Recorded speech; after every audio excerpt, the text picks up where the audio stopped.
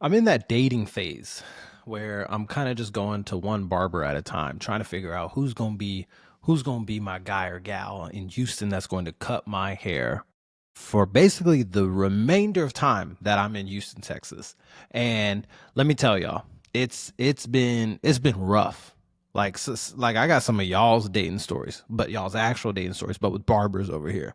I've been to one place over out in Bel Air. That dude absolutely massacred my shit. I went to one. She was a little on the bigger side girl over here at Floyd's. She messed my stuff up. And look, I kind of like Floyd's. I like Floyd's. Normally you get a good person in there too. Like it's not tough to get a good one. And then recently, yesterday, I went to Floyd's again because I was like, you know what, I'll get someone else. I don't even care if the other person sees me there with someone else. It is what it is.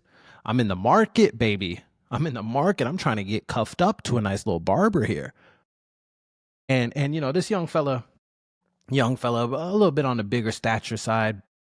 I won't give too much of a description because y'all might be able to find him, but he's cutting my hair. At first I already kind of knew. I already kind of knew because he was asking a lot of questions. He was asking a lot of questions. Like, are you sure about this? Are you sure? Do you want to do this? And normally a confident barber will just go at it. You tell them, all right, 2.5 on the sides and back, and just clean up the top. Boom. They're going. This guy just kept asking questions, and from that part I should have known. And then he starts, chit chatting. He says, "Yeah, oh, so what do you do for a living?" And I hate getting that question. I hate getting that question a lot, but I just say it. Data analytics, for this group. And then he goes on and says, "Oh shit, like this community college down the street has this program, and I was thinking about doing this because I don't want to be doing this for the rest of my life." And that was red flag number two, right? Red flag number two, where I was like, "Yo." Like I need my barber dedicated to this shit. I need my barber to die with clippers in their hands. I need them to think about, all right, you know what? I'm at this Floyd's right now, but then I'm going to go over to this place and open up my own barbershop, or I'm going to go over to Sola Salon Studios and then have my own little independent practice. I'm going to cut hair until the goddamn wheels fall off, but I'm going to bring money in. Like I need my barber dedicated. This fool already has one leg out the door. And then I'm trying to be nice. I'm trying to be nice. I'm trying to be someone that is bringing the community together, and say, you know what, my man, don't even bother with the community college thing. Honestly, you're gonna go there, spend some money, spend a lot of time, and it's not even gonna be worth it. Let me put you on game, brother. Now look, Google offers this 2-year advanced data analytics course, and once you get that certificate, you're good. And it's self-paced. It doesn't cost too much money, and you can just get that, and it'll hold probably the same amount of weight that my credentials have. Or I mean, I got time under my belt, but you know what I'm saying. So that community college, it would beat that. So if you go get the certificate, you're good, brother. You're good. And then you got to go, just do some projects, and then go to a job interview and just say, hey, look, I don't have a college degree, but I can do everything. I can do all the roles and responsibilities. I have this character. I used to do this. I need to silence my phone. You know what I'm saying? So I put him on game. He says, oh shit, I appreciate you, man. I appreciate you. And look at what this brother did to my hair. I pray to God that he goes over to data analytics full time. Cause my God, this man only cut like half my hair. He only cut like half my head. This whole side right here, he didn't even touch. He didn't even touch. He gets all this stuff, right? He does 2.5 on the sides and back. Over here, he trims a little bit, takes a little weight off the back. And then over here, he didn't even cut any hair. Like, yo, my man. And I'm looking in the mirror, and I'm just like, shit, And I say, it's fine. I said, it's fine. And some of y'all might be thinking, well, if you didn't like it, why didn't you tell him to fix it? And for anyone that has ever gotten a haircut, they know. Ask a brother, they'll know. Hey, you know what? After someone already starts messing up, you got to just get out of that chair as fast as humanly possible. You can't ask them to fix some stuff. If it's already going, you can tell when a haircut's going in a good direction. And you could tell the barber, hey, you know what? Actually, I'm feeling this a little bit, or, like leave this a little like this. But if you already know, shit. First of all, I got the 2 red flags, right? This brother's already halfway out the door, and he's not very confident in himself. Third red flag, I should have flagged it myself. I was at Floyd's. I thought I used to like this place. Maybe I'm just having a lot of bad dating experiences here, huh? I'm like that girl that just keeps going out to the club and then complaining, I can't find a husband. I can't find a man that wants to keep me. They keep seeing me like a hoe. Well, are you offering hoe? Yeah. Oh, you know what I'm saying? That's who I am right now. That's what I'm doing. So then anyone that's gotten a bad haircut, all right, you know what? Fuck it. Fuck it. I give up. I'm getting up and I'm getting out of here. I'll jib them on the tip a little bit, but I got to get out of here. And look, I've had some bad haircut. This isn't the worst, right? Like, don't get me wrong. For some of the brothers listening through the audio, I still look better than some of y'all. Don't worry about that. But look, I've had worse, right? I've had someone that tried to freehand a one once, gave me a little baldy spot here. I had to get some black eyeliner, fill that shit in. But it's like, it's one of the worst feelings when you leave a haircut and you don't feel on. Oh, it is one of the worst feelings. And as you get older, you like, I don't know if you start caring less or more, but I'm definitely at a phase where it's just like, can someone put me on? Can someone in the Houston area put me on to a barber? I don't care what the price is. I used to pay LA prices. This shit's cheap here. Tell me where to go, please. Anyways, the fuck was I complaining about? Oh, on to the other thing. The other thing that I've been kind of feeling a lot in life. First of all, ladies and gentlemen, welcome to the Ajay Patel Show. My name is Ajay Patel. We had to bring out the swag hoodie one more time, one time for the one time. How are you guys doing? I apologize. Last week I said the wrong episode number. We are on episode 88 this week, and the holidays are upon us. I am recording on December 16th. This is going to release on the 17th. Christmas is around the corner. I got a new child around the corner. Babies are falling out the sky like rain in Houston. Huh? Someone just stole my package from my front porch the other day. It was a little diaper backpack. That's just life. That's just life. You deserve it, right? Like if you didn't bring your package in at night, that shit's free game. It just is what it is. It is what it is. But the other thing about now that I'm in Houston full time, right? There's been this like revelation of emotion.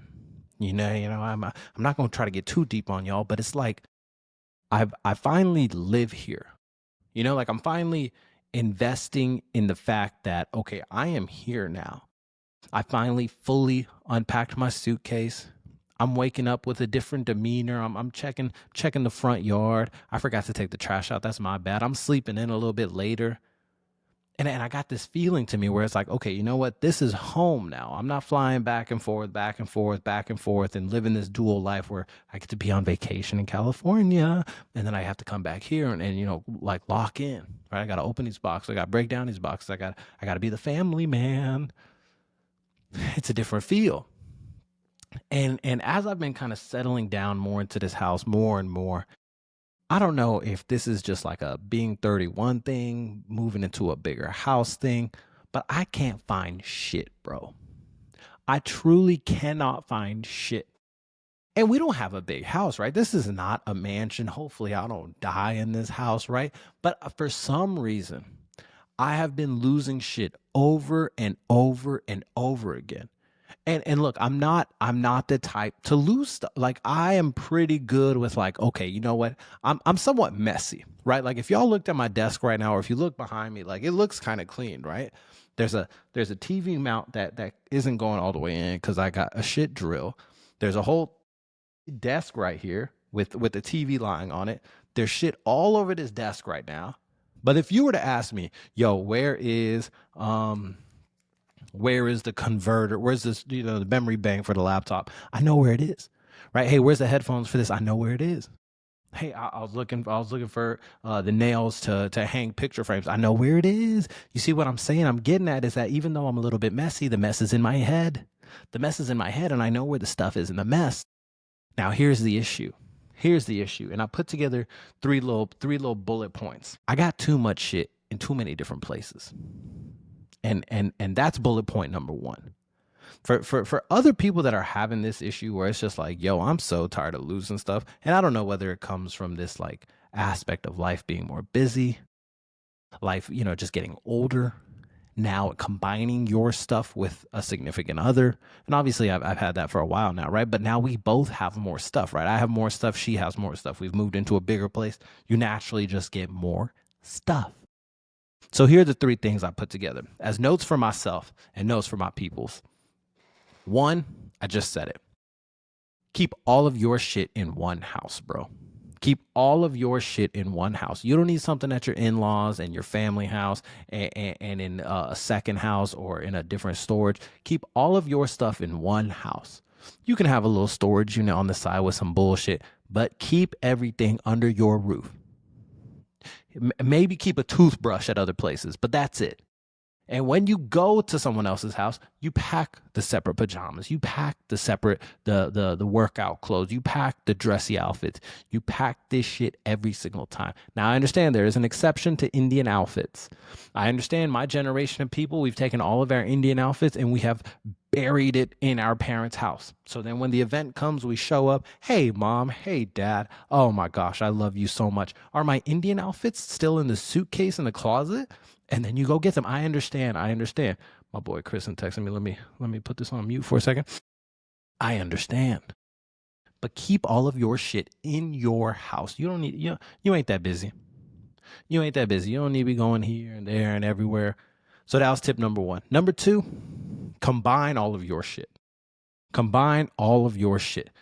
My wife and I, we all obviously have already been sharing dressers, closets, utility drawers, right? We have all the batteries in one place. We don't have like separate places for dishes and cups. All of that stuff is in one place. But here's where things start getting a little tricky. When you have stuff like charging cables, when you have stuff like a Theragun, maybe certain workout equipments, your wife might keep it in a drawer, and you might keep it on a shelf in a different closet. This is where shit just starts kind of ping ponging in your head, and it's like, hey, where the fuck is this thing? I can't find this Theragun to save my life, bro. I have looked over and over again around this house, unable to find it. So that was tip number 2. Combine everything, bro. If you got a little drug stash, sure. You know what I'm saying? I understand. Or you got a little memory pile, sure, keep that to the side. Personal things like that, I get it. But everything else that it's common ground, hey, I don't care if she takes it or she doesn't care if I take it. Put that shit in one basket. And then number 3, throw it away. Throw it away, bro. Throw it away. Like, half this shit on this desk, honestly, my life would not change. I found some beads, bro. Look, honest story. I found some beads that my friend Taka Chiro gave me. His mom, I think they're of Hawaiian descent, and during our high school graduation, they gave me these beads. Big beads. It's just like very Hawaiian-y. And I kept them. I kept them all through undergrad. I kept them all through college, all that stuff. And I had it. I had it with me. And if for some reason I had it at this house, I don't know how it has followed me all the way here, but I had it at this house. And then I realized I have never, ever worn these. I look at these and think, oh, yeah, I remember the person that gave it to me, the moment, all that stuff. But I don't need this shit. And I threw it away, bro. I threw it away. And look, I'm getting a little bad with throwing some of this stuff away, but like I just think that is the key. How do you remember where more stuff is? It's just if you have less stuff. And that's tip number 3. So if y'all got anything to put me on game, let me know. But back to our regular scheduled programming. Once again, I know y'all can see that I got someone FaceTiming me. 1 second. Let me answer this real quick. Hello. I'm recording, man. What's up? Give a message to the people. It's not a stream. You record. You record. Nah, this is not a stream. I told you, bro. I was just talking about how I keep losing shit. What's your one tip of not losing shit and be able to find everything you need? Have less kids. All right, that's okay. Sorry, y'all. Brother-in-law called. To the regular schedule programming. What do I have here? Oh, you know what? We do open up with a little bit of not the happiest of stories, and that is all these shootings that happened this past week. Now, starting with the one that'll probably be the most notable is this Bondi Beach shooting, which happened in Australia. I have some notes pulled, but there's a lot of things that's happened in like the last week. Pretty brutal stuff, and I try to report on the good, the bad, and try to make light of these things, but it's wild how much, and I mean this with all due respect. Like, I don't mean this in a dark, negative way. I'm not trying to be funny, but like, I don't care anymore. Like, it doesn't even, I see this shit on TikTok, right? I see these news stories and and it's just it feels all the same to me, right? Like watching a rerun of a Friends episode where it's like, oh yeah, I've seen this before, and it's gonna play again in probably a month or 2 months, whatever it is. Now I'm gonna go into details on the Bondi Beach thing, but like the handful of things I've talked about or over the last like what week, I don't know if the holidays time is a time that these things increase, but you have the Bondi Beach shooting, the shooting that happened at Brown University, the Rob Reiner and his wife getting killed by his son. And then they just now today, I don't know if this is still breaking, but in Los Angeles, they caught a pro Palestine group that was, planning on doing these bombings for New Year's. And it's been a week. 1 week and all of this shit has transpired. And I just want to know, do any of them want the address to where my barber lives? Huh? Not too soon? Okay. Okay. Obviously, I am completely joking. I'm completely joking. This is stuff that pops up on your news feed and you see it and you stare for a little bit, and then whether you share, whether you don't share, you kind of just keep scrolling. And I there's no way I can be the only one guilty of this, where I've gotten so jaded to stories like this. Now, the reason that the Bondi Beach thing stood out to me the most is because we had a hero. We had a hero that was not the shooter either offing themselves or the police getting involved and then killing the what's it called, the shooters. On December 14, 2025, a mass shooting took place at Bondi Beach in Sydney, Australia during a Hanukkah celebration attended by around 1,000 people. Two gunmen, a 50-year-old father and his 24-year-old son, opened fire on a crowd at Archer Park near Bondi Beach. Police responded and the father was shot dead at the scene. The son was critically injured and taken into custody. The attackers fired more than 100 rounds in a matter of minutes.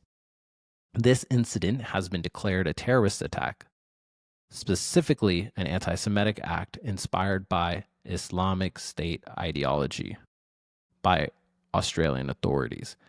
I'm not a big fan of that. I'm not a big fan of this, like, why did they say that? Inspired by Islamic State ideology. Like the hate doesn't go away with other hate. We've gone through this multiple times. I don't know the Islamic State ideologies the most, but I don't think anywhere in there it says to shoot a bunch of people that are chilling on a beach celebrating the Hanukkah thing. At least 16 people died, including one of the gunmen. About 40 plus people were injured, including children and 2 police officers. Authorities have classified the attack as terrorism, of course. ISIS-linked symbols, the Jewish community at the event appeared to be the target of the violence. Now, one man disarmed a shooter, and others tried to stop the attackers, even at the cost of their own lives. Now, this one guy that you're probably going to see all over videos is Ahmed Al-Ahmed, and I apologize if I'm getting his name wrong, but holy shit. An inspiration, right? Like, I understand. I don't know what my fight or flight response would be. I'm not going to sit here and big ball it and be like, yeah, I'd take down a shooter if they showed up, or I would know exactly what to do. But if you see the video, this guy creeps up on one of the gunmen. I think the son that was on the lower, like on the ground floor, and the dad was had more of a perched view on the bridge. And he takes this guy down, takes the gun from him. And here's the thing that pisses me off about some of this Islamic State ideology thing. He doesn't shoot the son. He takes his gun and just stares him down with the gun. He doesn't shoot him. Now, Ahmed Al-Ahmed, let me guess what his goddamn nationality is. And he doesn't, you know what I'm saying? Like, this is why it is so ridiculous with some of these headlines. You take an absolutely tragic, horrific event, and then you still use it to kind of, you know what I'm saying, not bring things to a peaceful state. If anything, you're igniting it more. The attack is Australia's deadliest mass shooting in decades and its deadliest terror incident in modern history. It has sparked national debate and political discussion about gun law reform and measures to curb extremist violence. Now, I saw that kind of trending around on TikTok, and people were like, "See US take notes, see US take notes." And for anyone that doesn't grasp anything about anything. One, nothing's happened. Nothing's happened. As far as the political discussion, until there's actual reform or actual change or actual way to, keep an eye on the black market that people can't get these rifles, one way or another. No one has obtained these rifles legally, to my knowledge, right? Whether it's the Charlie Kirk thing, whether it's this thing, the Brown University thing, I don't know too much about it. And then the second thing is, do you understand how big the United States is and how much we love guns? Like, stop comparing apples to apples. If they come up with something, I think that's great. I think that's great because one, we get to see, okay, does it work? Then two, can we adopt it? Can we adopt it and scale at our size? What with our population, with our demographic? What can we do? So yes, I think it's great that they're having this whole reform thing, but don't say U.S. take notes. It just doesn't make sense. So overall, once again, I want to reiterate that these all of these events, right? The Bondi Beach thing, the Brown University. I hope this whole catching the people in L.A. with these bombs thing is a. I don't hope that it's a real story, but I hope that they're telling the truth, that they were able to prevent this attack. Give the FBI some credit. Maybe they are working. Maybe they are working. Maybe they're not working from home like me. And then the Rob Reiner thing, a tragic thing, truly. I was actually a decent fan of him. I didn't know that many bodies of work, but I liked him in The Wolf of Wall Street. I liked him in the New Girl, right? He was in very few episodes. He played Jesse's dad, but the his son, and then obviously Trump posts some crazy shit. Then that becomes a whole thing. Then now they start blaming Rob Reiner's death on Trump. And look, overall, here's my message. And it's been the same message I've always given. Everyone chill the fuck out. It's the holidays. Like, save it for February or something. Just this is what father-son activities are now. People are just, hey, you know what we should go do? We should go buy some rifles and just fucking have a massacre. Like, this is what is in people's heads nowadays. So I wanted to just cover that because it's like, I can't avoid one of the biggest stories that's happening right now. Now, on to a lighter note, and hopefully we bring some cheer back into the room. I saw a lot of headlines about Lionel Messi making an appearance in India. And so here's what's happening. The GOAT India Tour 2025. The Argentine football legend, widely considered one of the greatest players of all time, is on a 3-day promo tour in India. Messi's first big appearance in India took place in Salt Lake Stadium in Kolkata, and it turned chaotic. Fans paid tickets, but only saw him for briefly 20 minutes instead of the expected longer appearance. Anger and frustration erupted. Supporters ripped up seats and threw objects onto the field and even stormed parts of the pitch. The main organizer was detained by police as officials investigate mismanagement. This prompted public apologies from the West Bengal chief minister, probes into what went wrong, and even resignations and show cause notices of officials involved. Now, here's what's crazy is like, India's a wild bunch. Indian people are an insane bunch, bro. An absolutely wild bunch. Either you can fully control them, either you can fully get them on a little contract, tell them all the data development you want done, tell them all the AI software they need to build, and then threaten them with this 100K H1 visa price. Tell them what they got to do. Hey, you got to wake up, make sure you're working weekends and nights. And you fully have this little software engineer doing what you got to do. They're a nice little calm person. They go home, kiss their wife. They try to raise the kids a bit. They're not doing dishes much, right? They eat, they sit down on the couch and they're flipping through the channels. And this, I'm talking a little bit older generation. And then there's this side of it, where these bad boys, once they break loose, if India had a revolution, again, I guess, I would be terrified. Like, if y'all need to go look at some of these videos of what happened in Kolkata And these people were tearing up stadium seats out of the ground. Like these things are bolted by screws. These people are tearing the stadium apart. They're tearing their home down, right? They acting like us during these like riots where we say, hey, yeah, who cares about the Walmart and the Target? Burn it down, bro. Right? Like that's how they were acting out there. And that's what like I just get so like shocked. And when I see some of these people doing this stuff, because it's just like, damn, bro. Like Messi's like that. Messi's like that. And it brings me to the point of like, when are people going to realize that these celebrities, I'm saying, like, I don't know how much they control, right? I don't think Messi wanted to go out there for just 20 minutes or have all these people gather, but he did, okay, yeah, I'll do that. Yeah, I'll do that. Yeah, I'll do that. He's doing the stuff for the fans, but same thing with Hrithik Roshan. Remember when he went on that little Tati tour? Showed up for 10 minutes at a time. People were going crazy. Like, hey, man, why isn't this brother doing something cool with his thumb? Why isn't he doing the dances? Why isn't he doing the... Why isn't he doing that? People got to realize that these things are going to start happening, man. These celebrities don't care.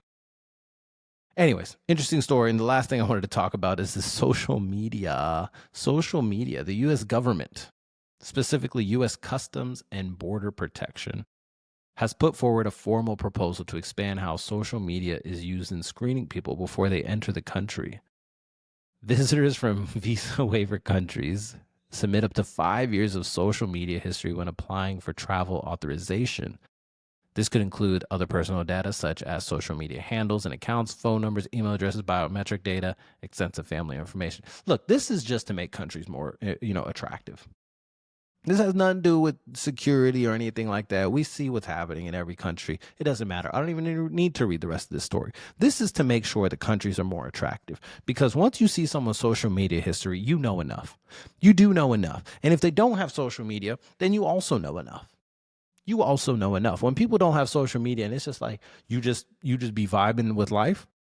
You know what I'm saying? You just be vibing. You don't post anything. You don't post anything. Why? Why do you not like how you look? Do you don't like how your friends look? If someone thinks they're attractive and their friends are attractive, they're posting them a lot.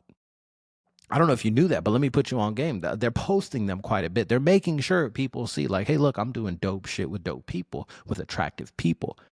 If people don't have a social media history, more than likely, 1, they don't have friends. 2, they got ugly friends. 3, they're a little bit, you know what I'm saying? So this whole proposal of like, hey, for as part of the visa program, we should see people's social media history. Look, that has to just be about making countries more beautiful again. Make America beautiful again. Ladies and gentlemen, I'm going to leave it at that. And just let y'all know, for those that are still listening, this holiday season, we are doing another giveaway. Now, why my eyes are wandering all around the screen is because I need to see when this would happen. We're going to do a Christmas giveaway. Next week's episode, I am going to say a keyword. And we're going to give away this Aura Ring size 8. I ordered this. It's brand new. I don't want it.